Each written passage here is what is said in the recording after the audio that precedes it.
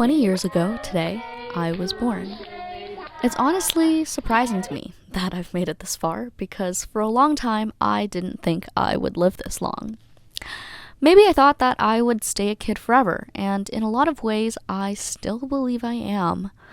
But along the way, I've learned a lot about my life and myself and the world.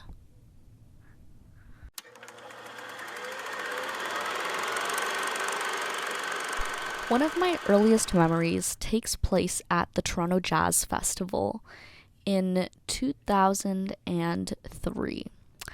I was probably only a year old or so, but I had already learned to walk and I loved to dance. My parents took me to see a jazz band that was performing at the festival, and many people had gathered around to watch. When I heard the music, I was immediately drawn to it. It was my first time experiencing live jazz, and nothing felt better than hearing those groovy rhythms and colorful harmonies in person. I started dancing along to the music and completely lost control of my body as it followed the music. I started laughing and felt so happy as I looked up at my parents who were smiling back at me. These are the things I think about in grade 2. First, I think about a DS because it is fun to play on. Second, I think about an iPod Touch because you can go online, play games, watch video games, and listen to music. Next, I think about Wii. I like the game Rock Band, Wii Sports, Wii Play, Wii Fit, and Wii Kart. Fourth, I like to play the board game Sorry. I like the Sorry card because I get to push back other players. Lastly, I think about chips. I like the flavor salt and vinegar, original, and I like cheese.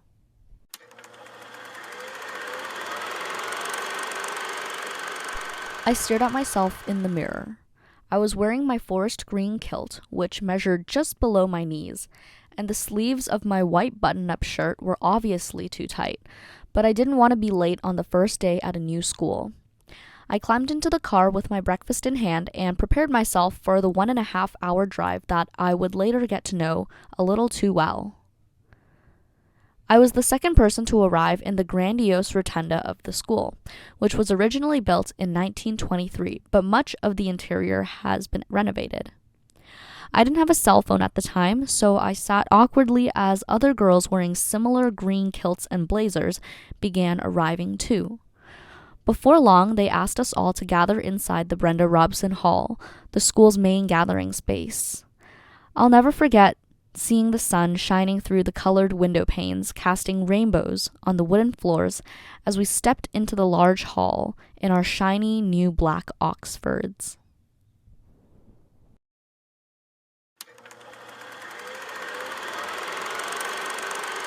It was 4:58 on a Friday afternoon.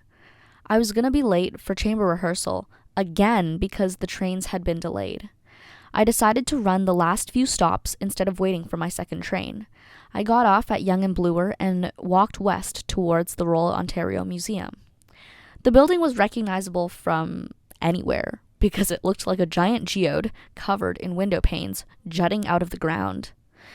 This part of Bloor Street reminded me of Fifth Avenue in New York City. The sidewalks were lined with brand names such as Tiffany, Louis Vuitton, Hermes, and Burberry.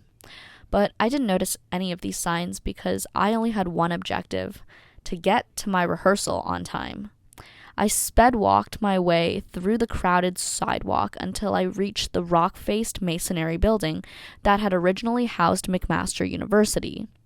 The long stone bench in front of the building read the Royal Conservatory of Music, and later I would realize that I would spend 12 to 16 hours there every weekend for the next 4 years.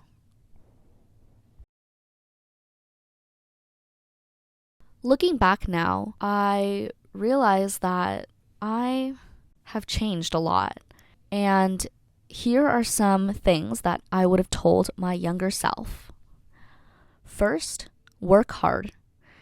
You're never going to have the time you have now to dedicate to learning and strengthening the skills that you want to be known for.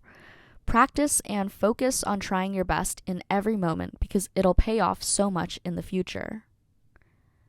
Number 2, take your time. You're going to get to all the places that you want to go. You're going to get your first tattoo. You're going to get to travel the world. But be patient. These things take time, and eventually you'll be able to live the dreams that you've imagined for yourself. Number 3, choose to be happy. Happiness is a choice.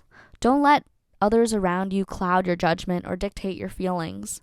Make space for yourself and learn to love yourself, because you're always going to be the most important person in your life. And number 4, drop fake friends. True friends will always be there for you, no matter how hard things get. They'll always have your back, and you will truly enjoy and value the people that they are. So stop wasting your time on people who don't see your worth. You're better off without them in your life. So I guess this video is dedicated to me. I've never been happier and felt more like myself than I do right now, and I'm so proud of how far I've come. Here's to my 20s.